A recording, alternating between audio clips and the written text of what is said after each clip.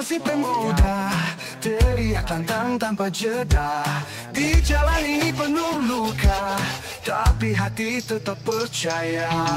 Terheran-heran karena hanya 12 hari selesai. Oh gitu ya. Saya tidak menyangka itu. Iya, Padahal makannya cuma tahu tempe itu. Goreng apa?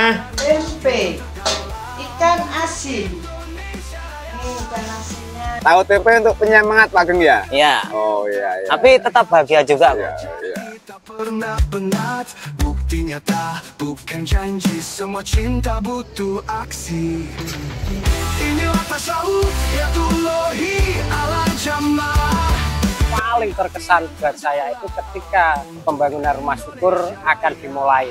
Waktu itu kita mengundang sanak famili atau tetangga sekitar rumah syukur yang akan kita bangun. Nah, itu ada sebuah cerita.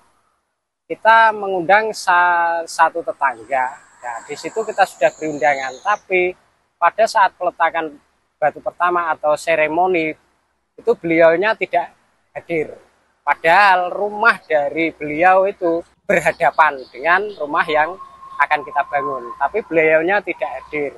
Nah, setelah perjalanan waktu pembangunan sekitar 1 minggu, tetangga yang kita undang tidak hadir tadi, beliau mengunjungi rumah yang kita bangun. Nah, di situ beliau cerita, maaf, kemarin saya tidak datang pas waktu seremoni diundang, saya tidak datang. Saya tanya kenapa, alasannya saya takut kalau ini nanti pasti ada sumpahnya. Dan itu pasti kita disumpah, katanya begitu. Nah, setelah beliau cerita itu bilang lagi, cerita lagi, ternyata sumpahnya itu bagus.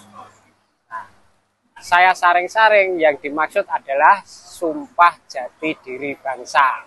Disitulah kesan yang saya sampai saat ini belum terlupakan, karena beliau itu sangat takjub sekali dengan organisasi Pemuda Sidikiyah atau organisasi Sidikiyah dengan adanya sumpah jati diri bangsa tersebut. Ikan Ketibia yang sudah membantu Bapak Mardi sekeluarga, mudah-mudahan ya yayasan makin berkah, maju, sehat selalu. Saya benar-benar tahu kondisi Pak Mardi di sini dan mendengar kabar ini dan sudah dilaksanakan, saya begitu terharu dan bahagia. Beliau pernah mimpi ditemui oleh seorang yang sudah tua. Beliau waktu itu sakit, disuruh membaca ayat atau ayat Al-Quran yang kita sering sebut dengan doa Nabi Ibrahim. Yaitu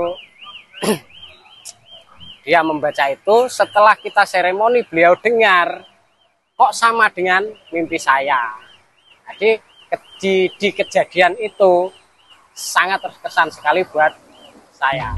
Inilah tasawuf ya Tulohi ala jamaah, dari hati yang terdalam untuk Sebuah perbedaan itu sebenarnya benar-benar rahmat ya. Kita berkaca pada satu pergerakan pembangunan rumah pintar di Sukabumi, itu adalah banyak perbedaan bahasa dengan masyarakat setempat. Tapi alhamdulillah bahasanya Pak Po itu zona siji menang gelibet.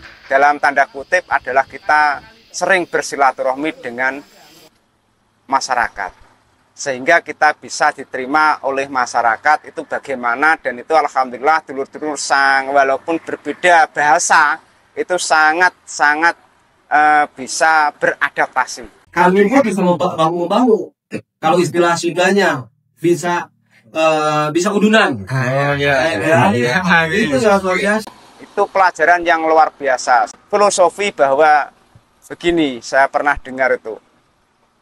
Binatang purba yang sampai saat ini ada itu bukan karena kuat fisiknya, tapi karena binatang itu bisa beradaptasi. Begitu pula kalau kita mau hidup, mau pergerakan itu langgeng, harus bisa cepat beradaptasi dengan masyarakat.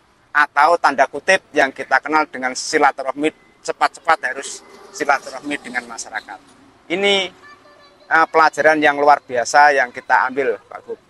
Salam sehat tentrem untuk Indonesia Raya, Opsit untuk Indonesia Raya, Zona 1 untuk Indonesia Raya.